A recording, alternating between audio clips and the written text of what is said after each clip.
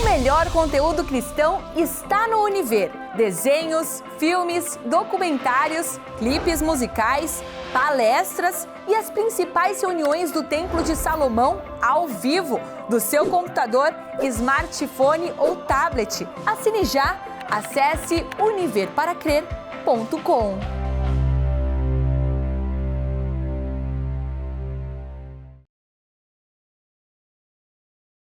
Graças a Deus, que o Espírito do Deus Altíssimo venha cobrir a sua vida, minha amiga e meu amigo ouvinte. Cobri-la da sua graça, da sua misericórdia, do seu poder, para eliminar as dúvidas, os medos, as preocupações, para eliminar as doenças, as enfermidades, para dar sabedoria para que você venha resolver os seus problemas.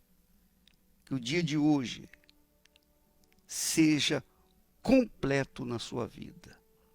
Em o nome do Pai, do Filho e do Espírito Santo. Amém. E graças a Deus. Pois é, minha amiga, meu amigo, nós estamos falando sobre como ouvir a voz de Deus. Como ouvir a voz de Deus? Porque Deus é espírito. Se ele é espírito, a sua voz é espiritual. É estritamente espiritual. Portanto, se a voz de Deus é espiritual, não tem como o ouvido físico, o nosso ouvido físico, ouvir a voz de Deus. Então, nós temos que usar o ouvido espiritual. Mas que espiritual é esse ouvido? É o intelecto, é a mente. Deus fala no nosso espírito, quer dizer, no nosso intelecto. E no nosso intelecto, ele sopra sua palavra. E ele não precisa falar muitas palavras, ele não precisa falar um verso, uma frase. Ele fala uma única palavra e o nosso espírito compreende perfeitamente tudo o que ele quer falar. E um exemplo disso foi com o apóstolo João, quando ele se achava na ilha de Patmos. Ele foi jogado na ilha de Patmos pelo imperador romano. E ali ele estava pagando uma pena, porque ele pregava a palavra de Deus, ele levava as pessoas que estavam ouvindo a sua palavra, a palavra de Deus, ele levava as pessoas a crer no único Deus, no Deus de Abraão, no Deus de Isaac, no Deus de Israel, que é o único Deus. Por causa disso, o imperador o jogou lá na ilha de Patmos para trabalhar junto à pedreira e arrancar o mármore das pedreiras. Então, o apóstolo João se achava numa prisão. E nessa situação, ele se encontrava em espírito. Por que ele se encontrava em espírito? Eu me lembro que quando a gente é levado ao deserto, a gente fica sozinho e nessa solidão, no sofrimento, somado aos sofrimentos, nós elevamos o nosso pensamento a Deus, de lá não tiramos. E ficamos perguntando, porque a situação é crítica, nós ficamos perguntando, meu Deus, mas por quê? Por que o Senhor me trouxe para cá? Por que está acontecendo tantas injustiças? Por que isso? Por que aquilo? Por que aquilo outro? Por que tanta aflição? Por que tanta angústia? Por que tanta tribulação? E vem aquelas perguntas e mais perguntas. E isso obriga a nossa mente viajar até a Deus, viajar ao trono do Altíssimo. Isso obriga a nossa mente estar em espírito. E foi isso que aconteceu com João, o apóstolo João. Porque ele estava em espírito, viajando com os pensamentos de Deus, pensando, meditando nas palavras de Jesus, meditando no Velho Testamento, nas profecias e etc. Então, foi que Deus revelou, o Senhor Jesus revelou para João o Apocalipse. Então, o Apocalipse foi dado para alguém que estava em espírito, que se achava em espírito, quer dizer, estava em condições de receber a palavra de Deus. Quer dizer, Deus fala com a gente quando a gente está em espírito, quando a gente está pensando nas coisas espirituais. Então, quando você vem na igreja, você ouve a palavra, o ensinamento da palavra, você ouve a pregação, você canta, você adora a Deus, você ora, não é? Então você está ativando, exercitando o seu intelecto, a sua mente. E, consequentemente, você acaba por se encher do Espírito, porque os seus ouvidos nesses momentos são espirituais. Você não está preocupado com as crianças que estão gritando lá fora, ou chorando, o telefone tocando, porta batendo. Você não está nem aí para o que está acontecendo nesse mundo. Você mergulha nos pensamentos de Deus. Deus, então, responde com a sua voz. E ele fala. Aí, então, você começa a ter ideias, pensamentos. Você começa a discernir o que Deus quer para a sua vida e o que Deus quer que você faça. Quer dizer, aí passa a haver uma comunhão, uma comunicação entre você e Deus e você, porque você está no estado espiritual, você está em espírito, da mesma forma como João, o apóstolo, esteve lá na ilha de Patmos. Então, minha amiga e meu amigo ouvinte, não é difícil ouvir a voz de Deus. Difícil é ter ouvidos para ouvi-la. Esse que é o grande problema. Deus fala. Ninguém mais quer falar do que ele. Mas o que adianta ele falar para quem não tem ouvidos? Não é verdade? Ele não vai falar para o surdo, sabendo que o surdo não vai ouvi-lo. Então ele não vai perder tempo com uma pessoa que não está preparada para ouvi-lo. Ele só fala com quem está preparado para ouvir. Por isso que Jesus fala, quem tem ouvidos para ouvir, ouça. Quer dizer, a priori todo mundo tem ouvidos, mas ele está se referindo a ouvidos espirituais. Ouvidos espirituais. Quando a pessoa tem ouvidos espirituais, ou estes ouvidos espirituais estão em atividade, então ela tem condições de ouvir a voz de Deus. Se não, não tem. Às vezes a pessoa tem um ouvido espiritual, mas não está em condições de ouvir a voz de Deus. Por quê? Porque ela está distraída, ela está pensando nisso, está pensando naquilo outro. Ela está pensando em uma opção de coisas desse mundo, dessa vida. E aí não dá para ela se concentrar para ouvir a voz de Deus. É por isso que quando nós vamos orar, quando você vem na igreja e nós falamos, fecha os seus olhos, vamos orar. Por que a gente fala para fechar os olhos? Justamente para você raciocinar, para você pensar. Porque quando a gente quer pensar em alguma coisa, quando a gente vai fazer prova, concurso, vai prestar concurso a uma instituição qualquer, então a gente, quando está meditando naquela prova, a gente fecha os olhos para pensar, para raciocinar, não é assim? Pois é isso que Deus requer quando fala: quem tem ouvidos, ouça o que o Espírito de Deus tem para falar. Deus quer que nós estejamos concentrados naquilo que Ele quer falar. Isto é, naquelas palavras, naqueles pensamentos dele, naqueles ensinamentos dele. Jesus, por exemplo, ele disse assim: se os teus olhos forem bons, todo o teu corpo será luminoso.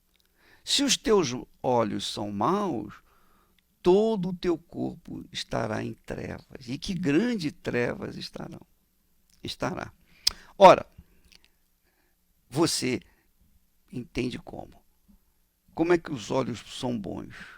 Como é que você pode discernir os bons olhos para os maus olhos?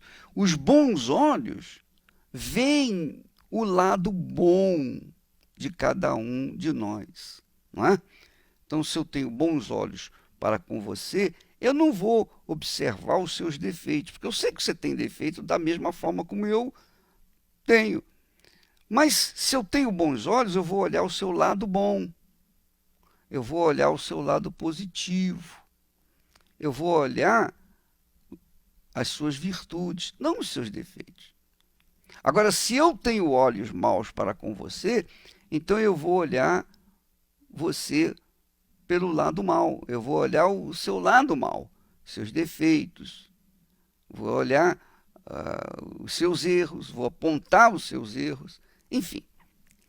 Nós temos que ter olhos bons para com todos, e isso faz-nos evitar cair naquele espírito de malícia, ou sermos envolvidos pela malícia, que cancela a fé, neutraliza a fé. Então você está me ouvindo nesse momento e você quer ajudar uma pessoa, mas se você está olhando o lado mal dessa pessoa, então você não pode ajudá-la, porque você está olhando com os olhos maus. É melhor você não falar nada com ela. Porque se você falar alguma coisa, você vai mencionar o lado mal dela. E aí vai criar mais atritos ainda. Então, quando nós temos ouvidos espirituais, a gente compreende bem a palavra de Deus. A gente entende o que Deus quer falar. Jesus falou assim: se vocês tiverem bons olhos, todo o seu corpo estará em luz. Você estará em luz. Mas se os seus olhos são maus, o seu corpo estará em trevas. Quer dizer, se a pessoa olha com maus olhos, ela estará em trevas. Então, às vezes, a pessoa quer ajudar a outra, mas não pode ajudar porque ela está em trevas, ela só fica olhando com maus olhos. Então, a gente tem que definir o que é espiritual e o que é carnal. Carnal não diz respeito à carne física, simplesmente. Carnal diz respeito ao nosso eu, à nossa inclinação maligna. Carnal diz respeito à nossa vontade, aos nossos desejos, ao nosso coração mentiroso, enganador, corrupto.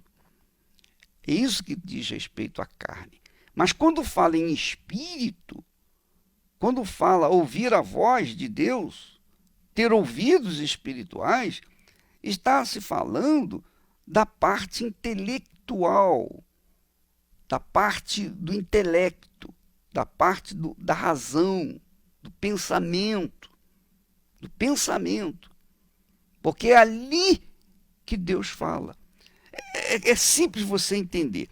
Por exemplo, quando uma pessoa quer ter uma formação profissional, quer estudar, quer ser um profissional, seja médico, seja engenheiro, seja professor, seja lá o que for, essa pessoa vai para uma faculdade. E lá na faculdade, ela não usa o coração, ela não usa o sentimento, ela não usa a emoção, ela usa apenas o espírito, ela usa a razão, a capacidade que ela tem para absorver o ensinamento e colocá-lo em prática para que venha, então, ter o sucesso. Ora, com Deus é a mesma coisa. Para você ouvir a voz de Deus, você não pode ter paixão envolvendo isso, não pode ter sentimento, não pode ter olhos ou ouvidos emotivos, sensacionalistas.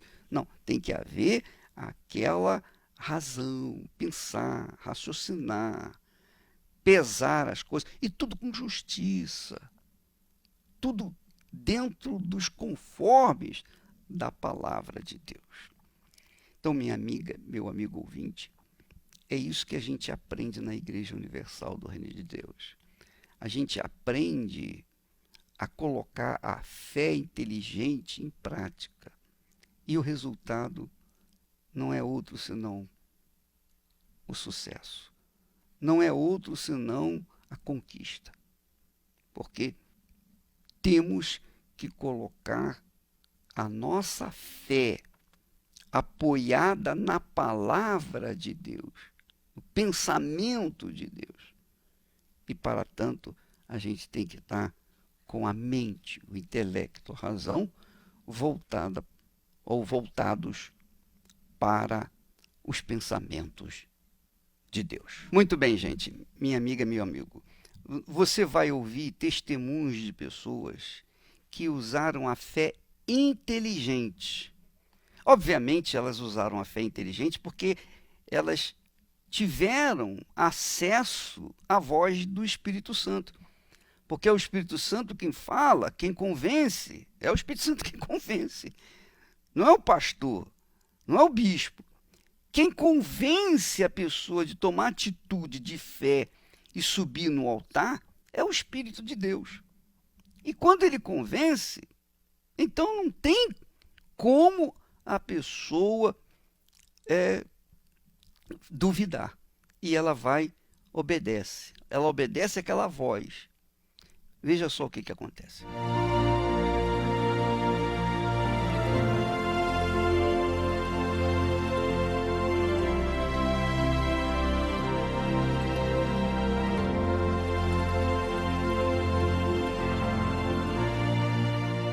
Hoje sou uma mulher realizada em todos os sentidos da minha vida. Eu tenho a família que eu sempre sonhei. Eu sou um empreendedor bem-sucedido nos meus negócios. Tenho paz, amor para dar para minha esposa, para os meus filhos. Todo dia eu tenho sucesso. Eu vim de um lar destruído, onde os meus pais brigavam constantemente. Foi quando a minha mãe se envolveu com uma pessoa onde houve uma traição. Eu tinha um comportamento de uma jovem calma, recatada, tímida até então. Eu passei a gostar até mesmo da noite. Eu não dormia direito. Eu chorava pelos cantos, até escondido mesmo das amigas na escola. Aparentemente eu estava rodeada de pessoas, estava feliz, mas dentro de mim havia uma tristeza muito grande.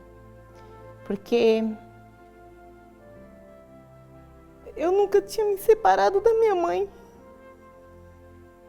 E quando eu me vi aqui sozinha, tendo que cuidar da minha casa,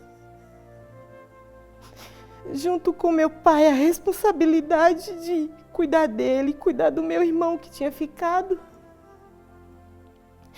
eu passei a não mais respeitá-lo. Eu passei a não ver eles mais como pais. E me tornei uma pessoa que eu nunca fui. Eu passei a beber. Eu passei a ter desejo de morte. Isso me trazia uma tristeza, uma solidão muito grande. Foi quando eu passei, nós mudamos de bairro e eu conheci o meu esposo.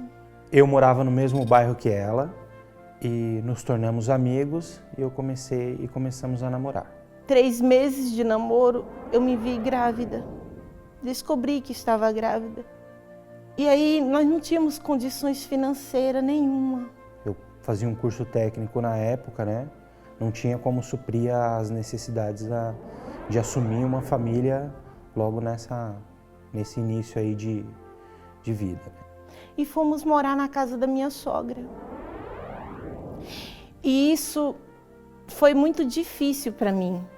E quando o meu filho estava para completar 1 ano de idade, a minha sogra, ela expulsou a mim e o meu esposo e o meu filho. Faz 18 anos, né? E eu lembro como se fosse hoje.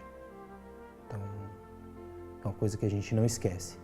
Foi quando a minha mãe olhou para mim e falou: filha, eu tenho um convite a te fazer.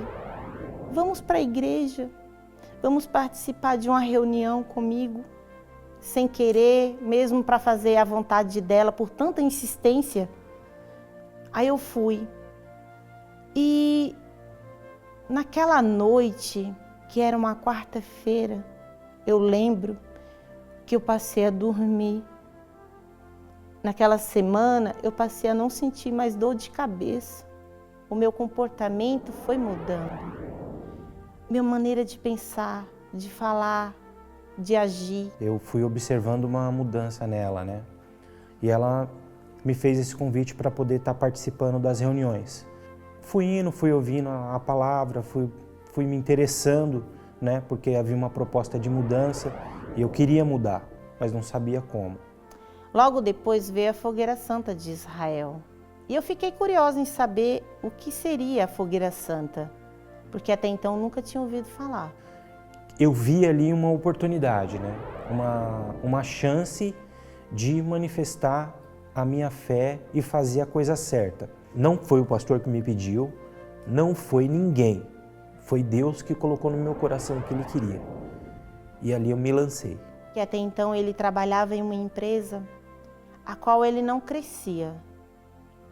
Mas Deus deu a visão, a direção, para que abríssemos a nossa própria empresa. E com menos de 6 meses, esse ambiente estava pequeno, né? E compramos um terreno, onde construímos a nossa sede própria. Aí, a partir daí que a empresa foi prosperando, a nossa vida também, pessoal, também foi mudando. Nós construímos uma casa que era a casa dos nossos sonhos. Uma casa boa, confortável, com piscina, com área de lazer, um conforto, o qual nós nunca, nem eu e nem ele, tivemos na nossa infância. Hoje podemos proporcionar para os nossos filhos. Lógico, nada veio da noite para o dia. Nada foi como um filme. É de fé em fé, de degrau em degrau. Eu fui conquistando essa família. Eu fui me lançando a cada fogueira santa, a cada sacrifício. Hoje a minha vida é completa. Nada me falta. E a maior conquista que eu tenho na minha vida, que eu já conquistei e tenho, é o meu relacionamento com Deus. É a certeza de uma vida eterna, a alegria de viver.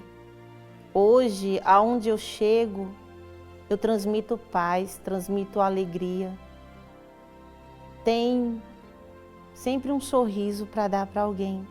E hoje eu tenho a certeza de que tudo que eu tenho e que sou é devido à obediência no altar de Deus.